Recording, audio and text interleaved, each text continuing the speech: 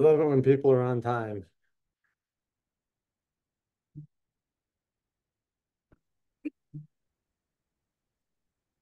All right. While we're waiting for everyone to come in,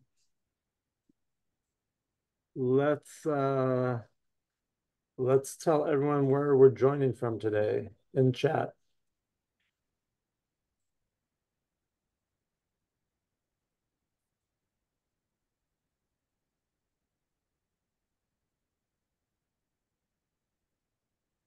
All right, as usual, all over the country. If you can join us on camera, please make sure you do. If you can't, we understand.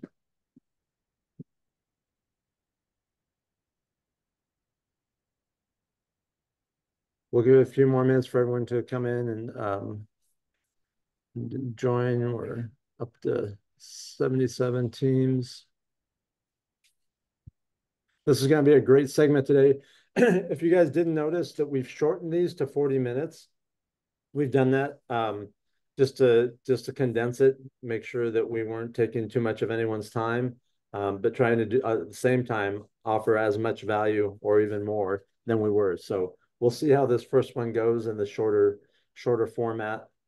And if you notice me talking fast, you'll know why.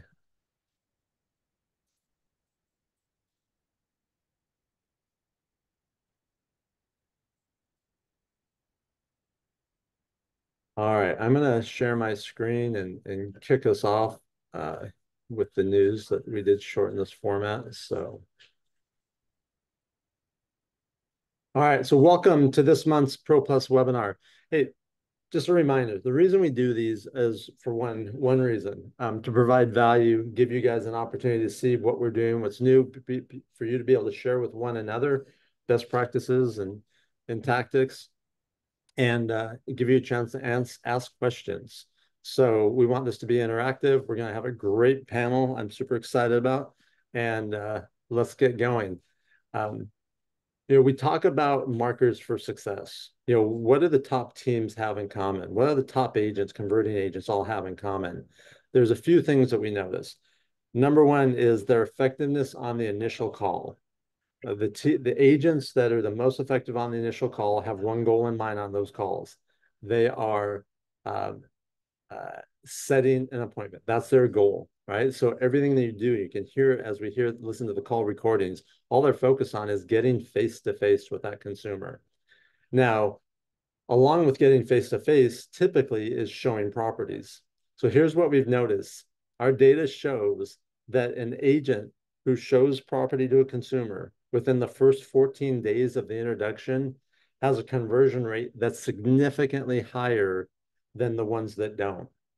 Now, that may be common sense. That may be, of course, but it emphasized the importance of setting an appointment on that initial call whenever humanly possible. It's going to give you a much better chance of converting and having a transaction out of that introduction. One of the other markers for success is accepting a warm transfer. So as you know, when we have a consumer on the phone, we get them excited about talking to you or your team, and we send out a notification. The agents and teams that convert the highest are the ones that accept the highest percentage of the live transfers. Makes sense, right? If someone isn't available and we have to tell that consumer, sorry, no one was available, they'll follow up with you, and we send you a cold transfer, you then have to work for days, weeks, or maybe even months to maybe get a hold of that consumer again. So the live transfers convert at significantly higher amount than a cold transfer, 5 times higher. So again, there's no mystery. When we look at our top converting teams, our top converting agents, they all have a 95 to 100% acceptance rate of live transfers. If your team or yourself acceptance rate is somewhere below that, 80%, 70%, 40%, and you're not converting, one of the reasons why is you're missing the best opportunities. So again, these are just a couple reminders for those of you that may not be thinking about this or focus on this. These are two important markers for success. All right, want to get into our panel because it's a great one. One of our top teams in our network is the Chucktown Homes team. They operate in multiple cities, but their Greenville team crushes it. And today we have 3 members of that team that we're going to talk to and ask some questions of. And Jenna, if you can um, pin Brandon, David, and Tez, I'll stop sharing my screen so we can see them. Try to stop sharing my screen. Let's see. There we go. All right. All right. Hey guys. First of all, next panel, let's make sure that we are represented with a female team members. So apologize for the all male lineup this week as I look at all these guys on the screen. So let's start off. I want everyone to understand the roles that you guys play on the team. So I'm just going to start in the order that I see you in. Brandon, I'll start with you. Yes, sir. I am the Chief Sales Officer for all of Chucktown Homes across all 6 of our locations. All right, and tell us as the Chief Sales Officer, what do you do on a day-to-day basis? What's your main focus? Yep. So my main focus is teaching, training, coaching, mentoring our team leaders in each of our locations and giving them directives that come from our owners on how to improve our company. I am their, I'm their direct report. Okay. All right, great. David, Yeah, your role in. yeah, absolutely. So I'm the team leader for Greenville. I report directly to Brandon. Similar to his role, my job is to hold the agents accountable, follow up with them, support them as needed, manage the vendor partners that we have, manage the lead source partners that we have, and then I'm always in there as a backup to make sure that nobody misses any communication. And if there's an opportunity to support and jump in, I do that to assist the agents, and then just continue to maintain both agent and client relationships. All right, great. And Tez, Hello. your Hey. your role on the team. Yes, sir. I am a buyer's agent, listing agent. I've been here. My anniversary will be 3 years in March. And yeah, my role is to service clients, show homes, bring money home to my kids. That's my job. Love it. I love it.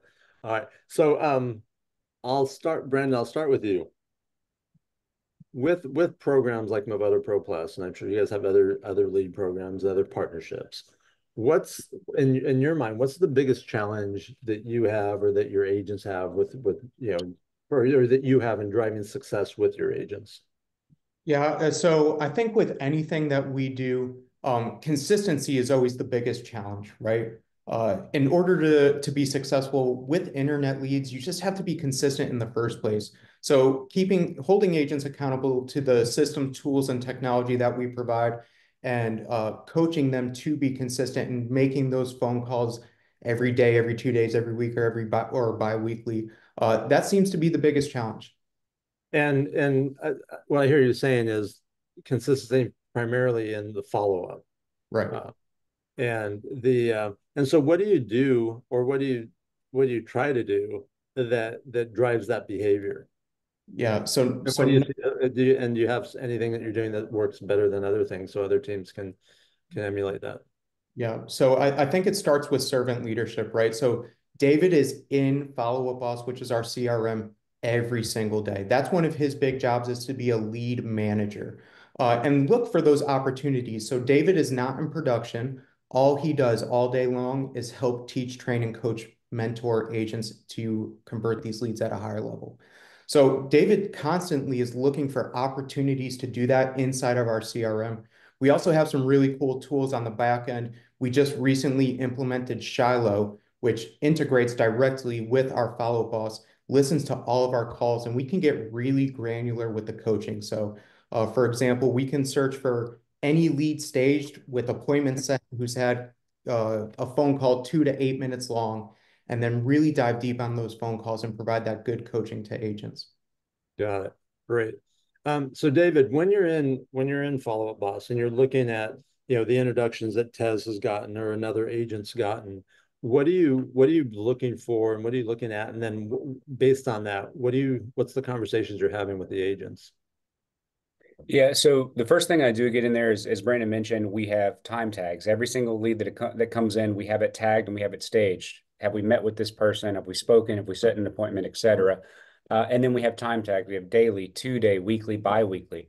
So the first thing I do in there is I look at anything that's come in the last 24 hours and have we spoken to that person? What have we done? Are they staged and tagged appropriately? If they are, great, good for the lead, move on to the next one. If not, I'm either reaching out to that lead or doing something with it myself to help, our admins reach out to them and support them. Maybe we didn't connect with them in the first 24 hours, and time is key, speed to lead. The next thing I'm doing is, hey, we put all these leads on a daily. Are we talking to them every day? At least are we talking to them every 2 days? If we're finding ourselves behind, I'm alerting the agent and saying, hey, we're X amount of behind, please reach out today. And I do that through the time tags. And then as I'm doing that, I'm also looking at, okay, this person hasn't talked to them. Did they miss a communication from the lead? Who was the last one to communicate? Was it us or was it the lead? What did we say? Did we miss something? I saw one today where we have an automated message that goes out when we accept a lead because, again, speed to lead.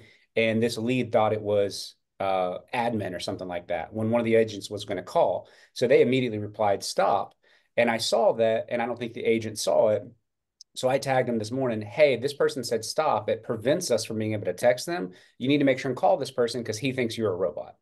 And so he's going to give them a call today and try to make that connection. Whereas that agent may have not seen it because he didn't communicate with them. So he doesn't show back up on the list. It keeps it in his bucket versus going to an automated bucket. Yeah. That's great. What I hear is that you guys are really, inspecting what you expect, right? And you're really paying close attention to it. Like that simple example of a consumer that opted out because got a text message they thought was probably not a person.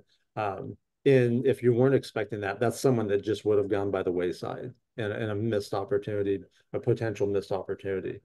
Before I go to Tez, David, based on those things that you find, if you find that something's not being done or isn't being followed up on, or call missed or follow up not happening, what's the conversation you have with the agent? What does that sound or look like? Yeah, so it's not fun because everybody manages their own business way. Tez is a very, you'll see his personality. He really connects with clients. You can really tell that his love and care comes through. And then we have some people that come from different backgrounds, sales backgrounds they're talking a little bit faster and they're just move, move, move, move, move. So the relationships are very different. What I remind people of is my job is to do everything I can to make sure you are successful. So whenever you hear from me, when I'm in your follow-up boss and I tell you, hey, you're supposed to talk to this person every day. It's been 3, 4, or 5 days. What's going on here? Maybe you should have moved that time tag. Maybe you said, hey, based on our last conversation, I'm not late. It should have actually been, I only need to talk to this guy once a week. So it's just a reminder.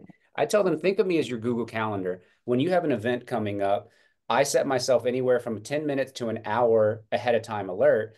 This is just me reminding you, hey, I'm not getting on to you. You told follow-up boss that you want to talk to this person every X amount of time. I'm reminding you that you missed that timeline. Don't miss out on that. So I've asked them, please don't get upset with me. It's not I'm after Tez and I'm going through his follow-up boss and going, did you do everything right? I'm going through and asking every single person, did you talk to the lead in the time frame you told them you were going to do that? And I do that for every single agent every single day.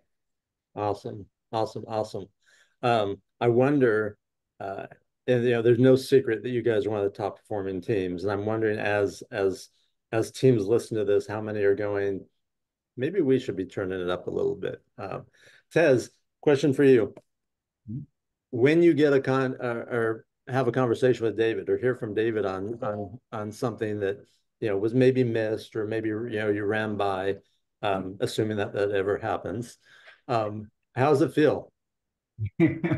Well, he said he's like a Google Calendar. Imagine a Google Calendar as a human standing over your bed when you wake up in the morning. That's David. So, I mean, as funny as that sounds, like I appreciate David for everything he does. He's always he's there at every step. I mean, he's a step ahead of us in times, and sometimes it can get a little irritating when we have talks. Like, and that's what the other thing I appreciate about David is he's open door. I can walk in, we can have, talk it out, hash it out, and we still move on as friends and colleagues, and we continue to be successful. So I appreciate everything David does. before David, there was Brandon. Brandon was, also very militant, and I appreciate him for all of that. That accountability is something I joined the team for, So all of my success I owe to that accountability for David and Brandon. So thank you both. Yeah, and like you said, like, and honestly, sometimes it is, being held accountable isn't always fun, but it's almost always beneficial, and that's what you're communicating and demonstrating. Let's switch gears a little bit, Tez. Initial call, you get that live transfer, that consumer. What's your mindset? What are you trying to accomplish? What does that conversation look and sound like?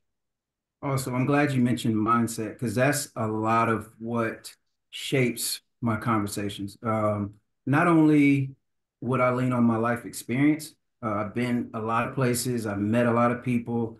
I know how to kind of switch gears mid conversation. If I feel like, okay, this guy is not about the emotions, he wants to see, I'm going to do that for him. But the main thing is just connecting with people where they are. I say this a lot because that's really what I lean on. Like I listen more than anything. So it is a mindset before I even go into that call. I'm literally preparing myself when I see that call is about to come through. And it's a happy time for me, honestly. Like I know that I don't deserve sometimes to be talking to some of these people.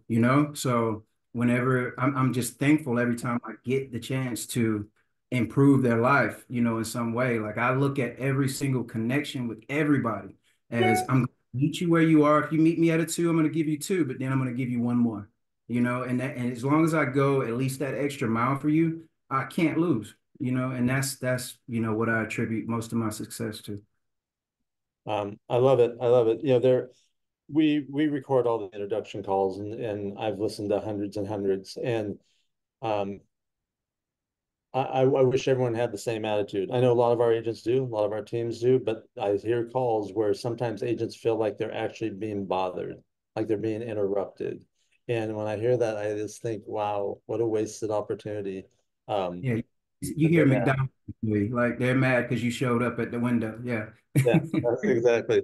Yeah, Exactly. Chris, something that Brandon said a lot and kind of instilled because Brandon was the team leader for Greenville and ran it for 3 years before he, was promoted to the position he's in right now. But something he instilled in us was that we haven't earned the right to ask personal questions on the call. We haven't earned the right to have them share their financials. We don't ask them if they're pre-approved on the phone. We're responding to somebody that says, "Hey, I'm interested in this house and I'd like to go see it." So our immediate response rather is to pick up the phone and say, "Hey, this is Ted of Chucktown Homes in Greenville. I see you're interested in 123 Main Street. When would you like to go see it?" And then we can build rapport after that. We're coming to meet them is exactly what they asked. Once they meet us, once they meet Tez, they're going to love Tez. Look at him, listen to him the way he talks. Like everybody's going to be happy with Tez.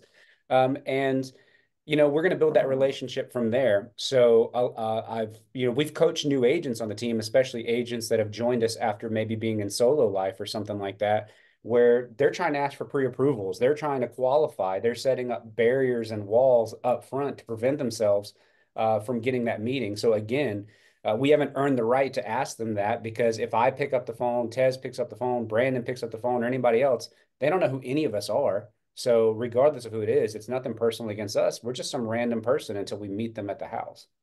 Yeah, I love that, David. Um, Jeremy and Brandon, I may want to borrow David. As you guys know, I do calls with teams. We call it the President's Forum. And out of your mouth came some of the same words that I say. We have to earn the right to ask questions, and the way you earn that right is to build a relationship. And the way you build a relationship is you meet them face to face, you build trust, you build rapport, and then you earn the right to be able to ask those questions. When we look at the calls and look at what happens after the calls, which ones convert, which ones don't. There is a strong correlation to the higher conversion rates, to the agents that are simply setting the appointment and not asking a lot of questions. In fact, I can't tell you how many calls we've listened to where agents will start asking questions and you can hear the consumer's energy just going down, down, down, and oftentimes ending with a hang up or, you know what, I don't think we're a good fit. or we're not a good match. Thank you. Goodbye. And when I hear that, it's like, missed opportunity. So perfect. All right. I want to shift gears again. Here we are in, can't believe it, middle of October. We're 3 months since our August 17th with the process change. And you guys, I know, are having a lot of success, haven't missed a beat. Let's talk about what your process is for buyer rep agreements, buyer agency agreements, how, where, when you're addressing those conversations. Brandon, I'll start with you. Like, what from the top, like what's the philosophy and what's the directive from you and Jeremy as to, hey company, here's how we're going to handle this. Yeah, so just like David said, our goal on that first initial phone call is to set the appointment. We use the script ALM, appointment location motivation, and we just really don't believe in building any barriers on that first call. So barriers like, hey, do you have a realtor? Are you pre-approved? Things like that. So at the end of that call, we ask our agents just to set a very baseline expectation. So at the end of it, they say, hey, Chris, my homework is to schedule an appointment, call the sellers. And when we meet out the house tomorrow at 2, we're going to have some administrative things to go over real quick, but I'm so excited to see you at 123 Main Street tomorrow at 2. And then what we ask our agents to do is just arrive at the house a couple minutes early and prepare what we call a driveway presentation, right? And the reason why we want to do it at the driveway is because the buyers, the consumers are already in the mood to see the house. And that's where we go over our buyer's agency agreement. We have shown hundreds of houses across 6 locations since August 17th. And I think we've had less than 10 people just flat out refuse to sign the buyer's agency agreement. That's what our agents, for the most part, are going for, is a buyer's agency agreement. Now, the theory behind the buyer's agency agreement, we want to make sure that they know that this is the dating paperwork. We're going to sign the marriage certificate later, right? We're just going to take that objection off the table. So typically what our agents do is that we set our buyer's agency agreement for that one day or that one specific house. And we just tell them like, hey, listen, we are going to earn your business very soon. But right now, let's just date, right? And then we build our relationship and rapport and the trust, and we act as their fiduciary as soon as we get into that house to really earn that business. And of course, the goal is for a long-term buyer's agency agreement. Awesome. I love it. And for those of you who don't know, I have a team in San Diego, and that's very, very similar to from the beginning of how we envision this working and how it does work best. Tez, for you, you're the one on the ground, in the driveway, at the home or at the coffee shop, having these conversations. How do you transition from that 1-day agreement or that one property agreement into a longer agreement? Tell us about that conversation. Well, I will, if I get a lot of pushback, then I'll mention the 1 day. I try to go for 6 months to a year straight off the bat. Like, I haven't had many people refute it or, buck at it. But if I did and I had someone that's like, all right, here's the 1 day, but you're gonna want to see more, why I don't want to have to keep changing this. And but the main thing, I haven't actually had anybody buck it only because I just over explain it. I make them feel very comfortable. When they hear me talk about it, they know I know exactly what I'm talking about. I'm explaining with clarity why this came about. A lot of people, once you tell them the why, they're more apt to get in line with it. But I haven't had a lot of buck. So if I were to, and I was talking to an agent yesterday, and I said, you know what, I got an idea. I'm going to just bring the termination paper with me. If it's that bad, like, here, I'm going to show you both of them. This is what I need from you. Here's how you would get out of it if it feels that, uncomfortable for you. And, for me, I love this change because it kind of helps me to weed out the people who are going to give me trouble in the beginning, in the long run. If you're not willing to go into at least the date stage with me, then we're not getting married. You know what I'm saying? Like, it's just more than likely. Now, I'm going to also, do the things I need to do. I'm not going to give up, you know what I mean? But I'm also not going to God is chasing you, thirsty, you know. So Yeah, no, so I heard you say a couple things that I think are really important. One is, look at you're flexible and versatile in your approach, right? You're going for that full agreement, and if that's going to give someone heartburn or be problematic for them, then you're going to shift gears and say, hey, look, let's just do this for this one property or for today. And I think that's important, right? That's important to have those conversations. The other thing that I heard loud and clear is you are competent and confident in your approach to explaining things. And when someone's confident and they're competent in their approach, as someone receiving that communication, it puts you at ease. It doesn't have you question. It doesn't raise your defenses. When someone's not confident, or they're not competent and they're not able to effectively explain something, or they dance around it or anything else, it starts to raise red and yellow flags, right? So by being competent and confident, you are not experiencing the defensiveness or someone's concerns coming up because they feel comfortable with how you're explaining and what you're explaining. and can I just add a little bit to that? Because Please. I all the time about confidence and confidence. And just know that if you're not confident, it's not something that you have to be born with. It literally comes from repetition. Just continue to get the at bats, have as many conversations as possible, and it'll come to you. It's something. It's a muscle to be flexed and worked, and you have to trust yourself. Stay in your whatever your training looks like. Stay there, get support around you with competent people who are already doing these things, and you can't lose. I promise you. If Yeah. you Yeah. And I think what you're gonna get there, you may not get there tomorrow, but one step, it's not a matter of if, it's when. yeah. Yeah. And I'll even take that one step further. Practicing and role playing with a colleague, with your team leader, with someone on your team, is even a faster way to get there, right? When possible, we prefer not to practice on our clients and on the consumers, but as Tez says, repetition and practice does build confidence, right? That is the way you become confident. Um, so love it.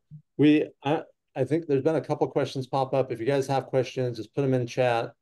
Um, and I think they've been answered as they've come up for the most part. Uh, let's see, David, I'll go to you. We're clear on what you do every day and why you do it, and we see the value in that. What are some of the challenges that you deal with on a regular basis, because of what you're doing and why you're doing it? Yeah. So the biggest challenge is we have standards, we have requirements, we have follow boss, we have time tags, we have things that you're supposed to do every single day, but we're human and we get distracted, and we're an internet lead based business for the most part. And when you meet somebody new, you have to bend a little bit more to their will in order to build that trust. You can't put any barriers up, you can't do anything. So we have agents that are fairly successful and they take a lot of leads, but with that, they get distracted. They're working over here. They get a phone call, got to write this offer. Greenville, we call it Greenville, but we're the upstate of South Carolina. If you drive from Anderson, which touches the Georgia border, we could potentially go up to Gaffney. And from those two different directions, it's easily an hour and 45 minutes, maybe 2 hours to go up that way. So we cover a pretty broad area.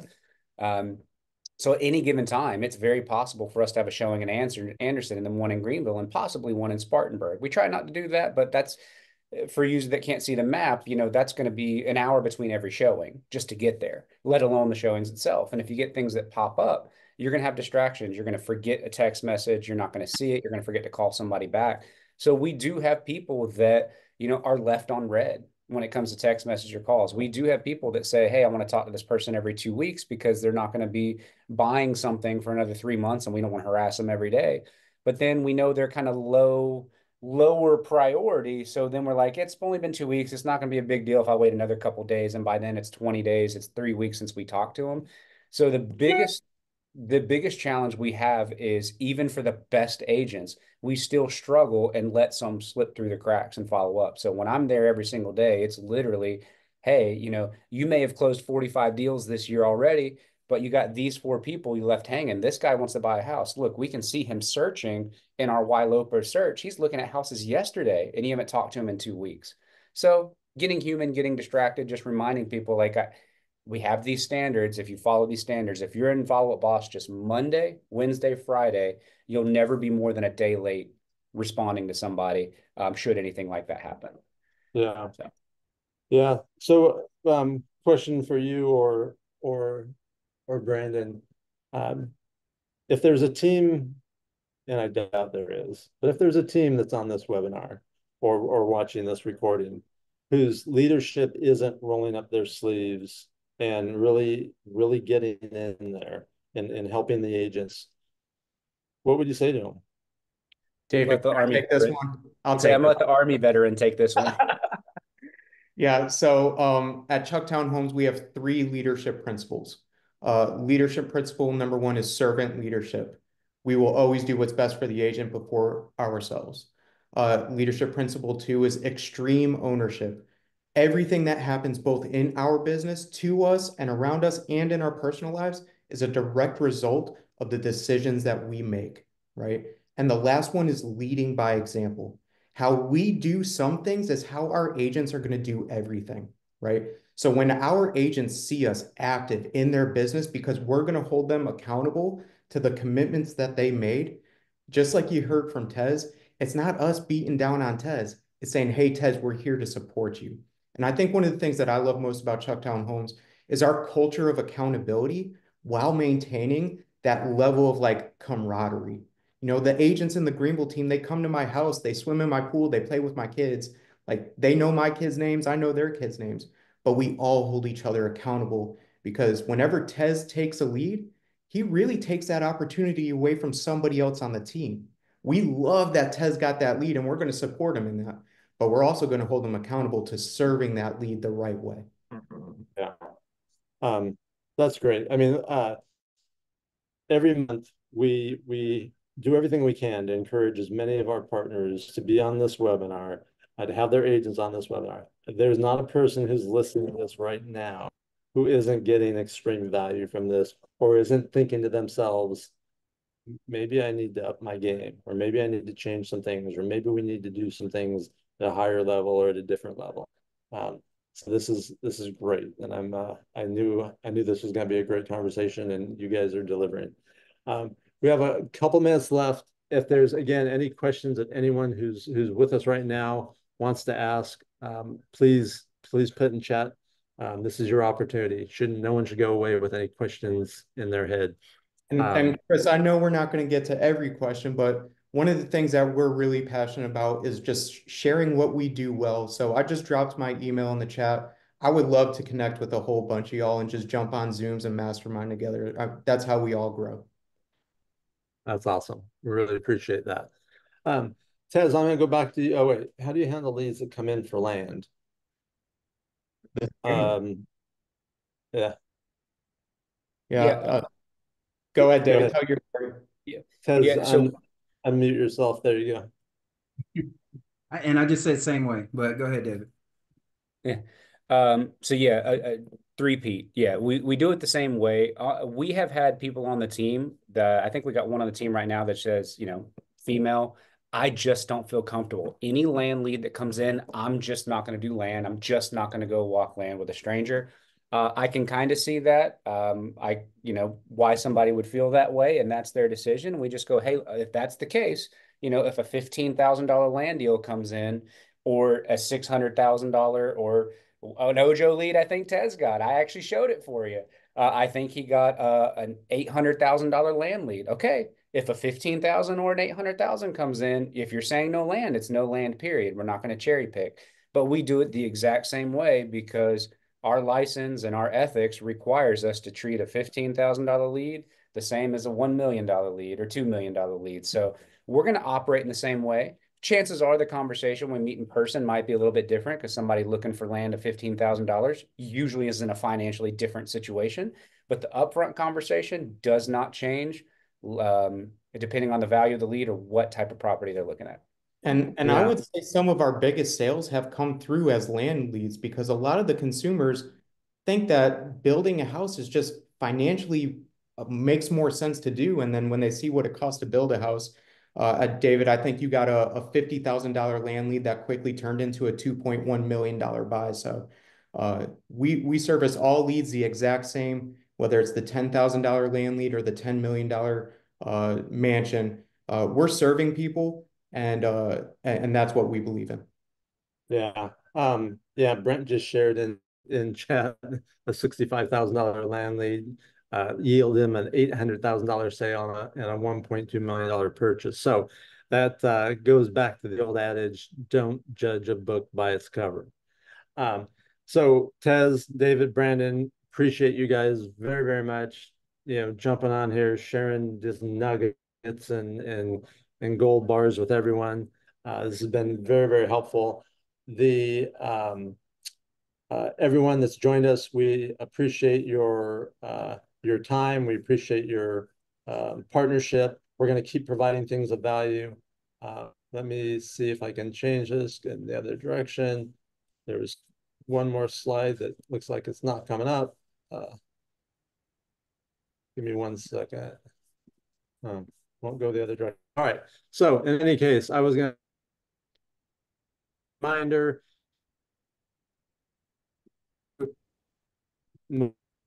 Voto Pro Plus Facebook group. Make sure you join that. We want to share your wins, share these gold nuggets, ask your questions. We have our webinar. Please, all agents and team members join us because they're going to get great info.